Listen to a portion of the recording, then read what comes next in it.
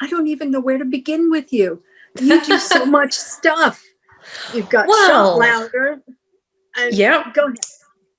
I don't know. I do a little bit less nowadays than I used to, I think.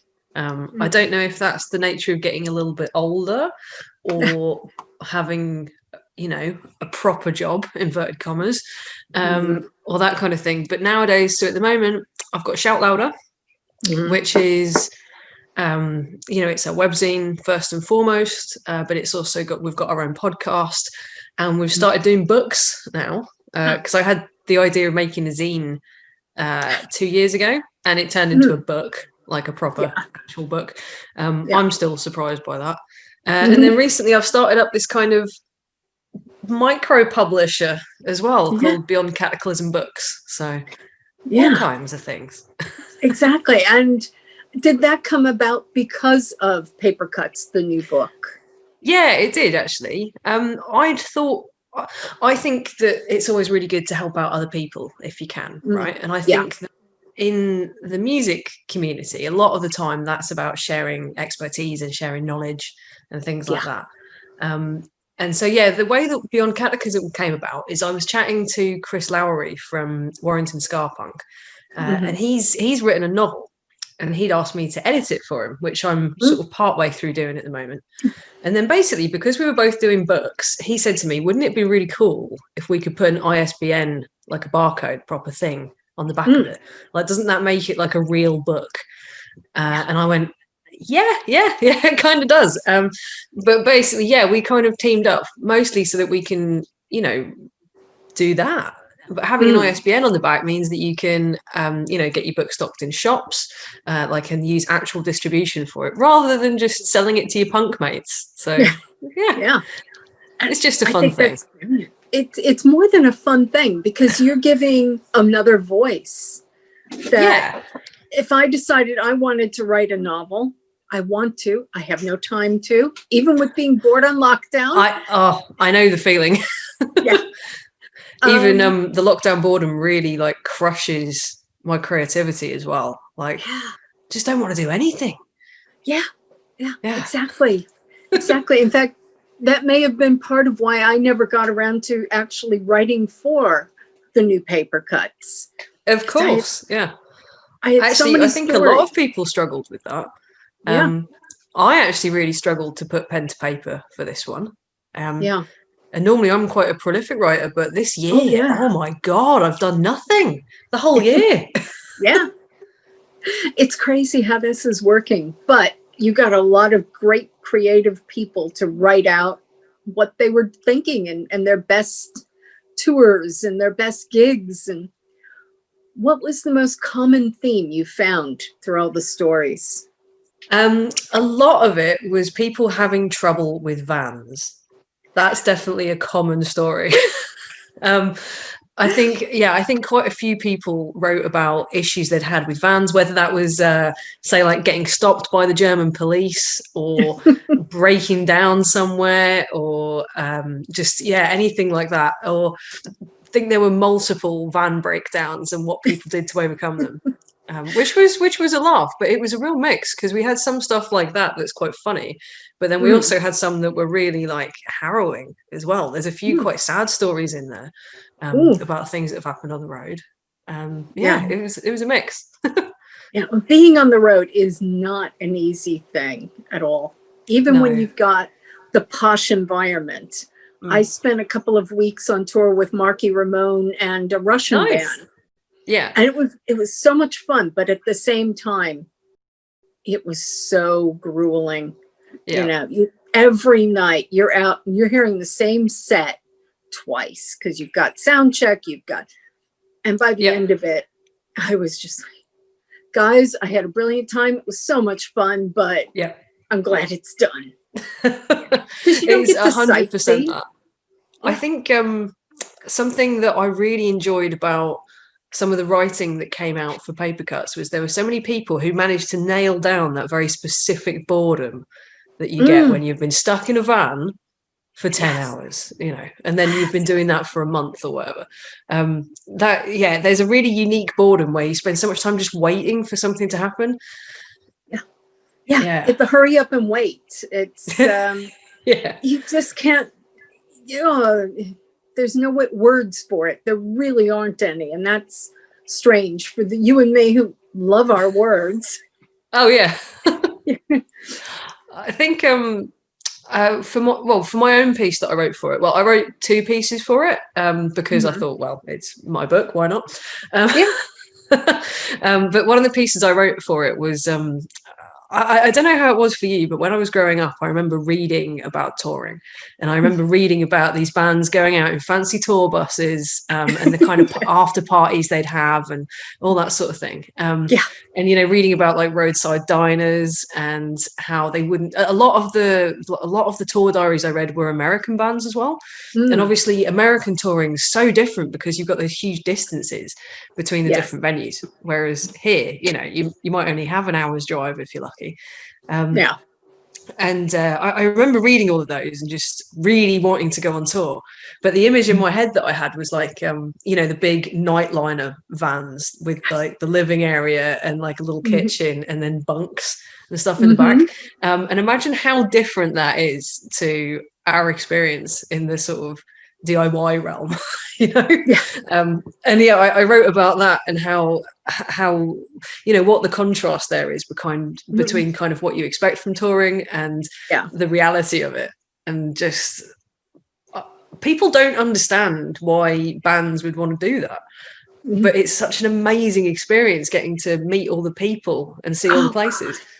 Even if there's no time to go out and be a tourist, you've driven through it, you've seen it, it's just a different thing. And but my thing reading about touring and stuff growing up were the guys who threw the televisions out the hotel room windows and stuff like that. You're right. Nothing really, like that. Imagine though, like, because that's such this rock and roll ideal, isn't it? But that's so disrespectful.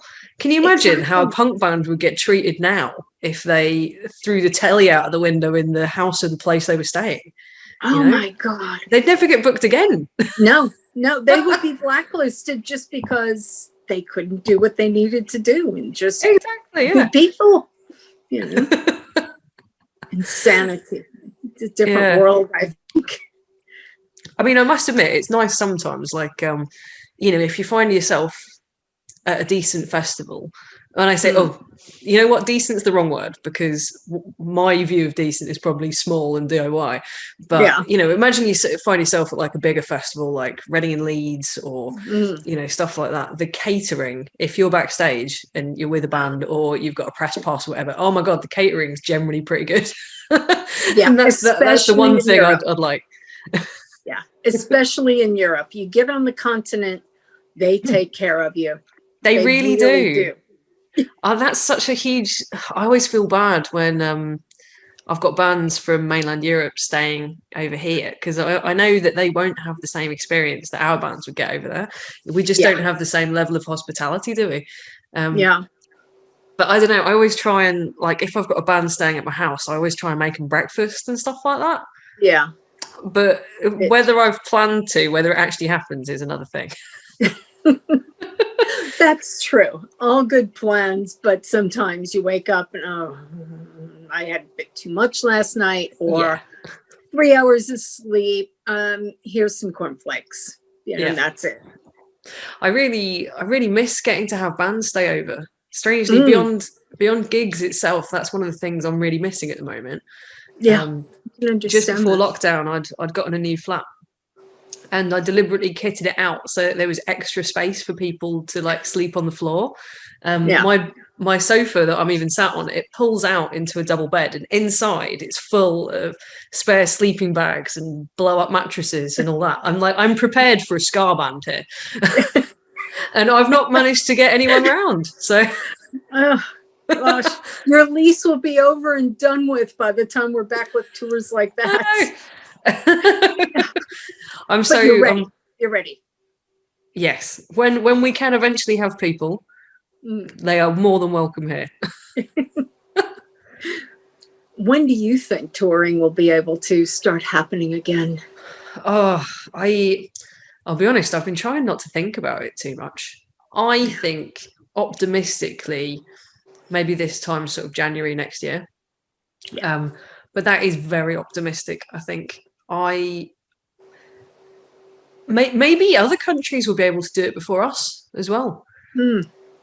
Yeah, I wonder if maybe in mainland Europe you'll see some festivals popping up, but maybe we won't be on that circuit anymore. Yeah. Well, that's a whole nother thing with Brexit and I know. the musician thing. Hopefully they'll work something out, though. Well, what do you think? When do you think they'll come back? You mean just in general? Yeah. Probably about this time next year or spring of next year. Yeah, because spring's a good time of the year for it, isn't it? Like particularly with the virus as well. I think that, you know, when there's more sunlight and the weather starts getting a bit warmer, people are healthier. But we'll see. I know the Anarchistic Undertones have got 2 gigs booked in October, is it? Yeah, I think it's Suicide October Machines and the November. Bomb Pops. And I think that they were kind of slightly pushed to announce that. But I'm looking at that and thinking, oh, is that actually going to go ahead? Because it's booked. It could happen. It could happen, but I'm not so sure it will. I hope it does, because I miss seeing everybody. But yeah, I'm interested to see. Some of my friends at New Cross Inn have been putting on smaller shows, like seated, socially distanced, all that kind of thing. And they've been putting on regular gigs, and I think it's been going quite well. So nothing like that's popped up in Manchester yet, but I wonder if perhaps it will. Yeah. Now, I think it's, if you look at places like Retro Bar, there's just not enough space for them to get people in to make it worth their while to open. Nobody's salary would get covered. You're absolutely right. I had in my head the rough idea that, you know, our like sweaty little punk gigs, that's not suitable for getting in, you know, having it a social distance. But imagine if you had the same amount of people and they were all 2 meters apart. I'm thinking maybe we could probably fit it in like the Albert Hall. There we go. Perfect. Perfect. And I reckon let's have a sweaty punk show in a big venue like that. I think that's seated, table service, the whole thing. Yeah, seated, table service, lovely decor, stained glass, and then like random hand playing. It'll be great. That'd be perfect. I'm up for that. One of the first tickets sold. Definitely would love that. Well, there you go. That will be the next Shout Louder Fest. That's it. Yeah, that's another thing. Do you think you'll be doing any festivals, putting any on? Well, so the last 3 years, I used to put on gigs pretty regularly before I moved to Manchester. But yeah, I used to put on regular shows, but I haven't since I moved up here. But I have been doing like one big gig a year, which is normally at this time of year because it's my birthday next week. Gig, so so I normally do a birthday gig. In fact, actually, for anyone on video, it's these 3 gigs behind me. They're the last ones I did. And the last one that I did was Do It Together Fest, which was a collaboration with Colin from Colin's Punk Rock World and Paul from B Sharp and New Cross. And it was awesome. It was like, it was really, really big. Loads of people showed up. It was a really good vibe, a good atmosphere and all that kind of thing. So immediately after booking that show, immediately after the gig, we went, right, okay, we're going to do that next year. And we'd already worked out what bands we were going to book. Yeah. Like instantly we were like, right, okay, I want this band, this band, this band, this band. Not a problem. Yeah. But obviously that's not happened. So maybe that's on the back burner and maybe that'll happen again. Yeah, because I saw the photos from that gig and it looked absolutely incredible. It was such a good laugh great as well. Time. I mean, I was gutted. Obviously, I'd prefer to do a show in Manchester, but I just felt like that was the right place to do that one. That worked for you. And it gives us all a reason to travel down to London. Yes, exactly. I don't need enough reasons right now. I want to go see my friends. Oh, gosh, yes. Heck, I'd like to see my friends here. This is nuts. I know, if only. Yeah. I mean, the only time I've seen anybody since the last Garlic Bread Club, what was it, January last year? Yeah. Was the last time I saw you, which was July, I think it was. Were we in the pub? Yeah. Yeah, the pub. that was a place. Remember when pubs were open? Yeah, pubs. There's Yeah, weren't they only open for like 6 alcohol, weeks or something? something like that. Yeah.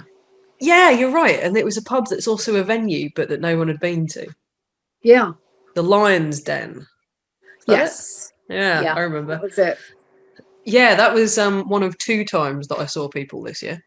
Yeah. I went out with everyone the week before because my friends had a stag do, well, a hag do, for a wedding that was cancelled. Oh no. Oh gosh. But we all went out for a few drinks anyway. Why So. not? Why not? You know? So lockdown has been tough, but you're making the most of it. You got this book coming out. By the way, if anybody wants to buy it, I know you've got the pre-orders all ready to go. Well, when they arrive, ready to go. I know, that's another issue. But when or where can people go for and buy it and all the details? So it's available either on its own or as a bundle with the first book. So we did PAPERCUTS 1, which I actually have in a stack over here. But we did PAPERCUTS 1, and then we've got PAPERCUTS 2 as well. You can buy them on their own or as a cheaper bundle because, you know, I've lumped it in without the extra postage cost. You can buy all of those from shoutlouder.bigcartel.com. And if anyone has trouble with that, they can just give me a shout and I will sort it out for them. Great. So I'm absolutely amazed by how many we've sold already. It's completely exceeded my expectations, which is brilliant. But all of it is raising money for the Music Venue Trust. Like literally every single penny from it. I'm not taking a smidgen of it. But all of it's going to the Music Venue Trust because I think it's so important to support them at the moment when we can't actually go to the venues and give them more money. We would like to give you more money, but we can't. So buy the book, support the Music Venue Trust. And you've raised over £1,000 so far. We're over 1,000. So the way that I've calculated that at the moment is I've worked out all of my costs, including all the postage and stuff like that. And this is the profit after we've covered all the costs. So every single copy now is like 100% profit that we sell. So every single sale that we get is an extra tenner for the Music Venue Trust. And I can't believe I've raised that much already, actually. But I've still got plenty more to sell. I've kind of got a 2,500 goal in my head. Okay. So we'll see where we can get it to. But yeah, I can't believe the reaction to it. It's been amazing to see so many people going for it. And also it's just, I think it's so important. And actually I think MPRV, you guys are so good at this, but I really want to have like, it's almost just a little reminder of all the things that we've done, you know? Like gigs are such a special thing. And you live in that moment of it. But I really want to have something concrete that I can hold in my hand that I can say, oh yeah, look, that's what we did. And I want to be able to look back on it when I'm in my 70s and go, oh, that's what we used to do. You know, that's what it's for. Exactly. And I totally agree. And that's how I saw it. And I was so excited that you did that because everybody's got a different story from a different perspective. I mean, you and I could write different reports on the Manchester Punk Festival, and they will be night and day from each other because we live different ways and different mindsets. And, you know. Do you know, there was a point earlier in the year where you guys gave me one of my favorite days of the year, right? It was at the time when we were actually briefly allowed to have people in our houses. You remember that? Yeah, vaguely. But I hung out with Tree from Manchester Punk Festival, and we were both really missing it at the time. And so we both sat on my sofa here, and we went through and watched all of the old MPRV, MPF videos. Oh, wow. Like we spent like 4 hours just watching live videos. It was amazing. But that was really, really good fun. And it was a really nice reminder of what we were missing in a way. It is. I watch them and I get sad. I'm like, nobody's going to just know that all the work you put in is absolutely worthwhile. It's really worth it. Thank you very much for that. Wow, that's a very nice compliment. And your book will have the same effect. as well. Hopefully. I think people are really going to like it, actually. Yeah. Because I did the first one. I'll tell you what, I will even get a copy to show you. Hang on. Yes.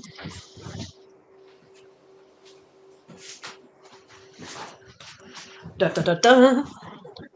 But yeah, so I really hope that people like the new one, but I've got the old one. We sold out in something like 2 or 3 weeks when I first got it printed. So we got this reprinted. And this one at the moment, it's like, you know, it's fairly thin, but it is a proper book. Oh yeah. Yeah. So it's decent. It's brilliant. got like a lot of photography. Beautiful. Good old Jimbo there. There he is with his beer on his head. Yeah. Yep. But we had for this one, this is 96 pages. It's 30 authors and 3 photographers because I picked some specific people to work with. But when I finished this, like I'd originally planned on making just a zine, and I was thinking like 30 pages, and then just I got a bit carried away, basically. But I got to the end of this one, and although this is a cool thing to have in your hand, and I got great feedback on it, but I wasn't happy with it. Yeah. Because I'm a bit of a perfectionist. So I thought, right, okay, I want to take this and I want to do it 1,000,000 times better. So the new one is similar to this, but it's got a better layout. It's a lot bigger. So we had 50 people contribute to it from kind of all different parts of the scene, different countries and stuff like that. And there's loads of different things in there. Some of it's fiction, some of it's poetry, some of it's photography, some of it's essays. And yeah, we ended up with 196 pages. I've laid it out differently because, well, basically I've gotten a bit better at it through practice.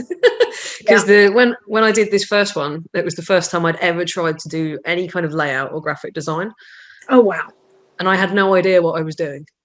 So I've got a little bit better. So the new one, I cannot wait for because it's like this on steroids. So hopefully, fingers crossed. Well, I know Andy has ordered it. I haven't yet. I was on furlough most of lockdown, so I'm waiting. I was on furlough for most of lockdown. Yeah. You and I were both lucky enough to get new jobs towards the end, though, I think. Thankfully, yes. But during that whole furlough period, I don't know about you, but bands kept bringing stuff out, whether that was T-shirts or records, and I was looking at my income and I was looking at everyone's stuff, and I couldn't afford to like do any of it. I needed to support myself, even though I want to support the bands. Exactly. Yeah. Exactly. Do you know, when I got my first paycheck through from my new job, the first thing I did was go and buy a load of stuff from TNS. It's like, right, give me records. I went and bought a few things, and same thing with mine. I have money again. Let's get something good. I had thought about trying to offer an option for people because I don't want to exclude anyone from it. So I had thought if there was anyone who maybe can't afford to pay the full price but wants to make a donation or, do a swap for something else, like I'd swap it for another zine, But I just want to make sure it gets to as many people as possible. The amount of money is not important, Yeah. Like maybe if anyone does want a copy, I'll consider a zine swap or something like that. Yeah, there you go. If you really want it, can't afford it, talk to Sarah. She'll work something out with you. The whole premise behind donating to the Music Venue Trust was partly because I really support them, and I think that we all should, but also because I felt like I wanted to charge a reasonable amount for the book so that it was kind of the amount of work that people had put into it was valued. But also, there's loads of other people who've written for it. It's not just me. And I didn't feel comfortable profiting from other people's writing. So I just thought, right, okay, perfect. This is a great opportunity to support a good charity.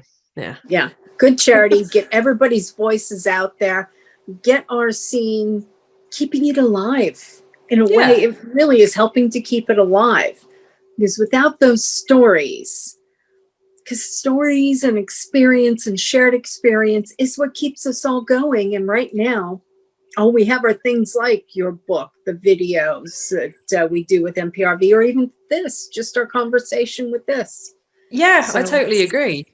I notice a lot of people have started doing podcasts this year, I think. Yeah.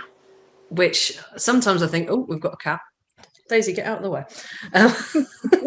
Mine went to sleep. Daisy's just woken up. Hello, Do I Daisy. need to kick you out, Daisy? No. Oh. I wasn't sure if I do need to. What do you think? Oh, no, she's fine. She's purring. She is. That's my problem. She makes a lot of noise. Daisy, get down at least. All right. There we go. She's a lot like my one that's sleeping upstairs, whose name I shall not say, so she does not come down. That is wise. Very wise. What were we on about? Sorry. I got distracted. Cats are always a distraction, but a good one. Yeah, I'm just going to let the cat be here because people will find this funny. Especially since she's smacking your face. Yeah, so you started a podcast during lockdown. Well, no, I started a podcast about like 4 years ago. Oh, yes, that's right. I've seen you doing it live. Yes. Oh, yeah. I forgot about that. Yeah. I did start doing a new type of podcast this year. So okay. Because I couldn't meet up with people in person, I started recording a few radio podcasts that are kind of more music with me chatting a bit in between. Yeah. But you've been doing a similar sort of radio show, right? Yeah. Well, I started there. It's a university radio station that I was on when I was 18 years old and got kicked off for obscenity by the moral majority. I'm proud of you. Weird story. And they asked me to come back. Oops.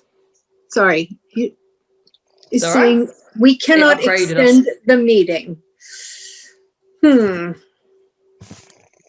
So I think I need to wrap it up, even though I want to keep it going. Oh, mine said it had been upgraded.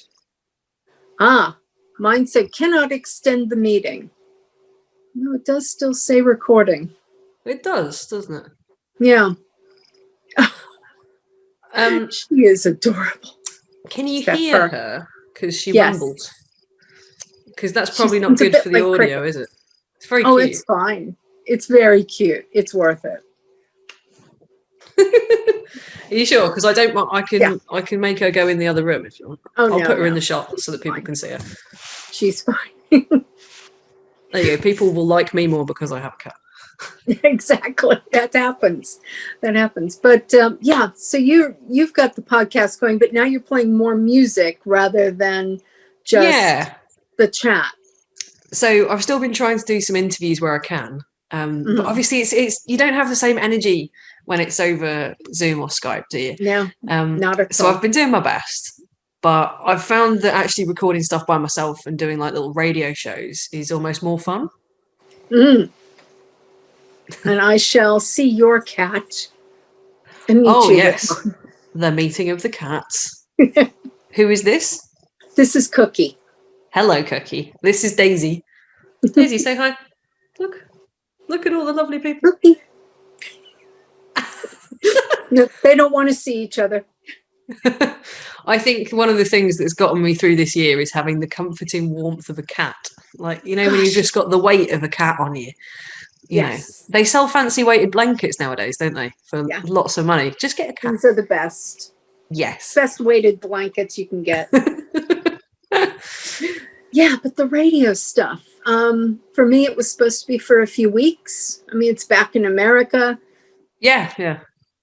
I've been at it since April, I think. I was doing 2 shows a week. I was doing a metal show and a punk show, but now I'm just stuck on the punk shows, thankfully. Well, that's not such a bad thing. Did you ever, are you still into metal, or were you more into it when you were a bit younger? I was more into it when I was younger. Yeah. It was the emerging thrash metal scene back then. So it was the combination stuff. Yeah. Yes. And it was the combination of the punk and the metal, where I was playing like Agnostic Front and then Slayer and then DRI and then, Nuclear Assault. So I would just keep going in between the two back, when I was a kid. Yeah. And so it was hard to go to the metal because I had to watch language and separate out, because it was American, can't have swearing during the hours that the metal show aired. Yeah. Yeah. So there was very little of the punk and crossover. But the punk show, as long as I tell people they'll be offended, I can play whatever I like. That's great. I used to, when I was younger, I was a proper metalhead. I was really, really into metal. I used to get a download every year and all that kind of thing. Oh, yeah. I think I'd always sort of been into punk as well, but I kind of crossed over from one to the other, and that was partly because the more time I spent in the punk world, the more I realized that metal was not maybe the greatest place to be. Like, a lot of the metal fans I was hanging out with were maybe a little bit sexist, a little bit racist, a little bit bigoted. And then there's sort of like a point in life where you kind of go, hang on, this is not right. This is not good. Let's move away from this, shall we? And the other thing that I really like about punk in comparison is I think that punks are so much more open to other genres, because punk nowadays, it crosses over with so many different things. And I just think metal, a lot of metal fans only like metal. Exactly. Whereas, I don't know about you, but I like all kinds of things. Oh, it's weird how much stuff I like. Some of it's terrible. I've got this kind of website and I talk about music and I make recommendations, but I tell you what, I've got some terrible taste. I wouldn't say that. I think you like what you like and it inspires you or makes you feel good, and therefore it's not terrible. It may not be everybody's favorite, but it still evokes something inside of you, and that's what's important. That is very true.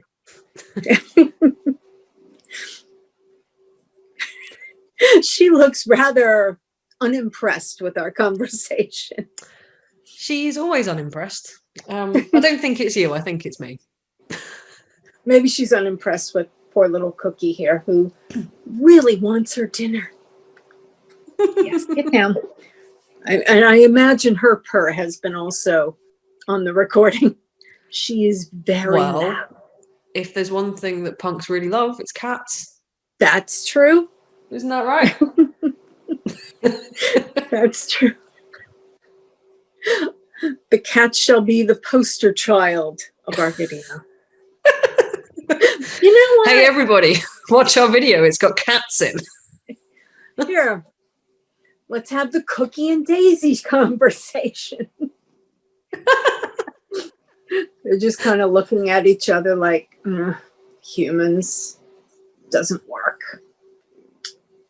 I think you've got that's a cat, haven't you? No. Maybe she's hearing the purr. I was going to say she stopped purring. Look, Daisy, this is Cookie. Cookie, Daisy, Cookie. Cookie's oblivious. Andy's going to be editing this going, what have you done?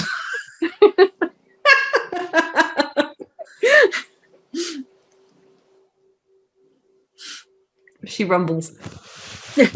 All right, so she's rumbling. That's good. Cookie hasn't totally put her off her purrs. So I was on the Collins Punk Rock World podcast a couple of weeks ago. I'm probably going to be doing the Seabin podcast in the near future. And I've done one with Chris from Warrington Ska Punk as well. I think people at the moment are using podcasts as a way to catch up with their friends when they actually can't see people in person. Yeah, I agree. That's just great. I agree. In fact, Seabin, I was supposed to be doing that. And I had a technical problem with my recording side. So we never got around to doing it. I need to talk to him and do that. Because I now have it where I can record. That's good. Yeah, that's it. Everyone's got to get their recording capabilities sorted out now, haven't they? Everyone's trying to record things from home. You've got all the musicians demoing. You've got us making, little videos. And I tell you what, here's one for you. There was this sort of fad of birthday videos happening in the first lockdown. Is that still a thing? I haven't seen one in months. I haven't been asked to do one since like May. And now I've got a lockdown birthday coming up, and there's a whole bunch of us. There's loads of Aquariuses just knocking around at this time of year. And I'm like, well, all the people who had lockdown birthdays in the first 3 months of lockdown, they got like an extra celebration where everyone was like, oh no, you poor thing. Yeah. And now everyone's having a birthday at some point in lockdown. Exactly. We're so left out in this gap. Anyone between January and March this year is just like, well, okay, we've done the lockdown birthdays now. It's boring. I had the half lockdown birthday. Mine was in August. So it was in the weird period where... Yeah, the weird period. Yeah, when it was only Manchester. I mean, Manchester and Leicester were under restrictions then, weren't they? Exactly. So I didn't see anybody. And this is weird. I'm used to being at a gig around my birthday. Exactly. That's what we should be doing. Yes. I did manage to go to one gig this year. I mean, apart from... I think I went to one gig. Well, I went to a couple of gigs in January, but I went to see the Craig Charles Funk and Soul show in September. Oh. And it was a socially distanced show. It had all these little trestle tables that were all set out in spray painted, marked out areas for you. And it was terrible. It was the worst time ever. Oh, God.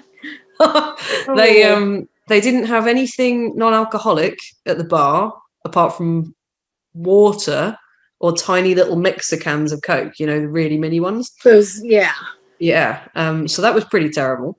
And the queue was horrendous. So my friend who I was with, he bought 4 cans of Stella at once and just got too drunk too quickly. Yeah. It was an outdoor venue. And they had portaloos, and it was the only time this year that I've had to use a portaloo, and it was awful. They weren't lit. There wasn't any hand sanitizer. There wasn't any toilet roll. You couldn't see what you were doing. It was just like being at a festival. Yeah, but without the festival fun. No. Yeah, and it was a really strange group of people who were there, compared to our normal punk crew. Instead, there was a real mix between kind of like a younger, should we say, like a slug and lettuce crowd. Yes. If you know what I mean. Yes. And then there were a few kind of muso types who were all kind of sitting quietly. And then there were a lot of I don't know, sort of middle-aged women who were really, really, really tarted up in these absolutely beautiful dresses and tops and really tight leather jeans and stuff like that. And they all looked amazing, but they were basically stood in a car park under a tarpaulin. Sort of looked at them and went, oh, no. Overdressed for the situation, Yeah, completely. But that was the one show that I went to over the summer, I think. Well, you're doing better than me. My last one was a garlic bread club, whenever the last one of those was. And that was I think that would have been the 25th of January. Yeah, I think that's about right. Yeah, it was the same date as Do It Together Fest, because Joe and I have our birthdays around the same time. Yeah. So Do It Together Fest, I thought was one of the last ones I went to, but I did go to see Counterparts in February, and I think that was the last show that I did.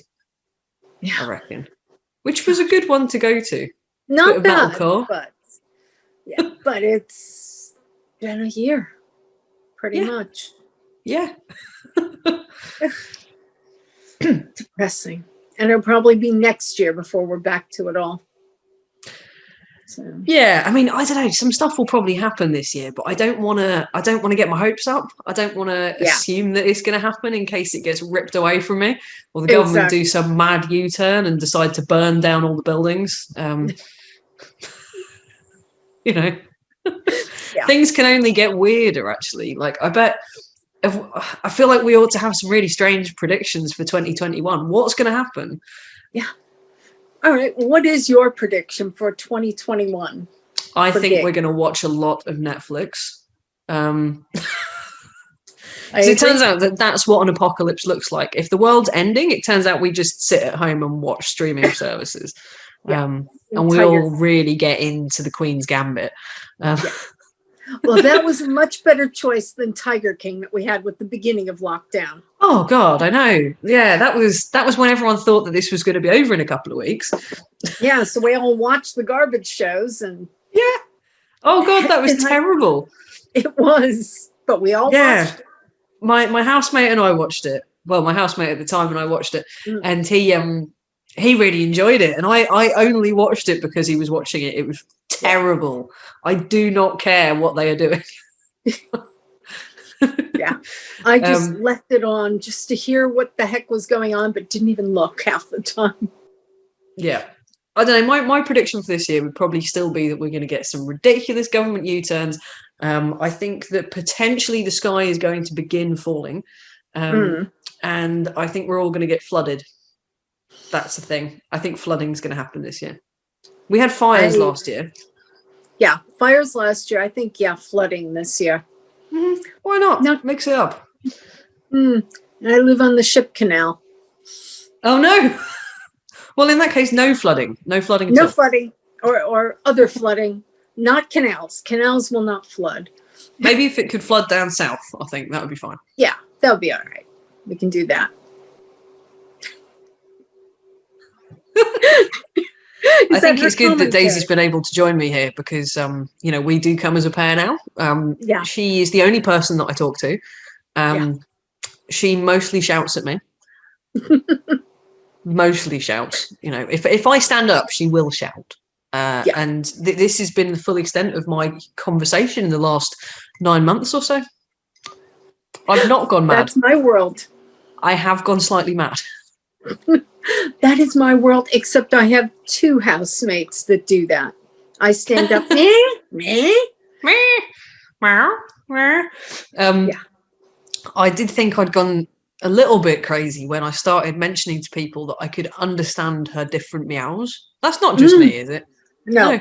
You know the difference between I'm hungry and I want you to open the door? Yeah. And I'm just shouting at you for no reason. Yeah, absolutely.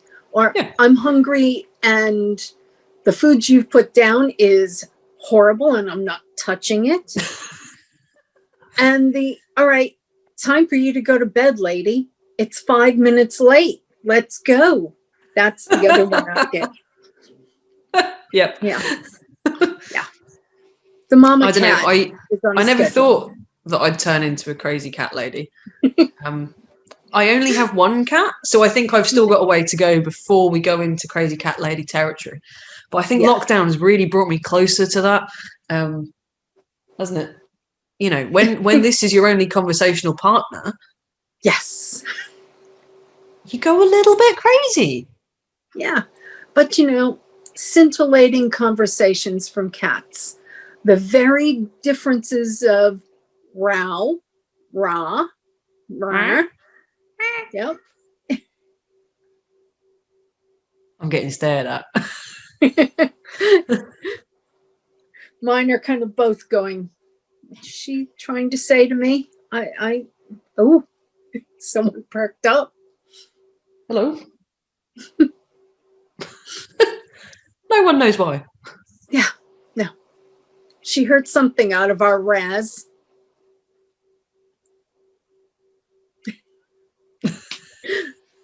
Well, I want to thank you for this. It's been absolutely brilliant to catch up. No worries. It's been fun to chat to you. Yeah. Really. Talking to a human. Yes. What's that, a human? We don't have 4 legs and fur. We can talk to each other, not rat. But yeah, it's been good fun. Thanks very much for getting me on. You're very welcome. And once again, people want to buy things, go to Shout Louder Big Cartel. shoutlouder.bigcartel.com, or if you just want to have a look at the website, listen to the podcast, all that kind of thing, we are shout-louder.com. There you go. Lots of great stuff on there. Also, you have archives of your podcasts as well. Yes, I do indeed. And some of the older ones are the funniest ones. Because we used to get drunk and do it. Uh-oh. Yes. That always can make a difference. Oh yeah, I got Faintest Idea on a while back, and they decided to tell me about the top 5 worst things that had happened to them on tour. And it turned into a whole long episode. They like wrote them down on a napkin and everything, and then told me the 5 worst stories. If you're going to go and check out the podcast, go listen to the Faintest Idea one. Yes, definitely. That one sounds good. Great. Well, thank you again. And I hope to see you at some point, sometime soon.